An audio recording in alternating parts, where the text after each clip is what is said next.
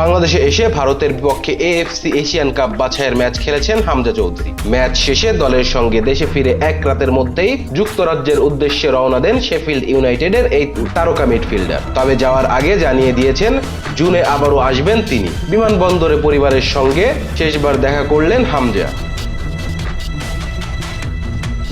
গতকাল সকালে ইংল্যান্ডের ক্লাব শেফিল্ড ইউনাইটেডে যোগ দিতে বাংলাদেশ বিমানের ফ্লাইটে দেশ ছেড়েছেন হামজা। জানা গেছে সকাল 10:45টায় ঢাকা থেকে সিলেট, এরপর ওই ফ্লাইটে 12:15টার দিকে সিলেট থেকে ম্যানচেস্টারের উদ্দেশ্যে ছেড়ে গেছেন। দেশ ছাড়ার আগে এক সংক্ষিপ্ত বার্তায় সবাইকে ধন্যবাদ জানান। তিনি বললেন, ধন্যবাদ সবাইকে, ইনশাআল্লাহ জুনে আবার আসবো, আমার জন্য দোয়া করবেন। পরবর্তী দুটি বড় ম্যাচে আবারও আপনাদের সঙ্গে দেখা হবে। এশিয়ান কাপ বাছাইয়ে বাংলাদেশের পরের ম্যাচ 10 জুন ঢাকায় সিঙ্গাপুরের বিপক্ষে। ওই ম্যাচে খেলতে আবার বাংলাদেশে আসার কথা রয়েছে হামজার। বাফুফে ঢাকায় জাতীয় স্টেডিয়ামে ম্যাচটি আয়োজন করতে চায়, তবে স্টেডিয়ামের সংস্কার এখনো চলছে। এর পরবর্তী ম্যাচটি 18 অক্টোবর ঢাকায় ভারতের বিপক্ষে ফিরতি লেগে অনুষ্ঠিত হবে।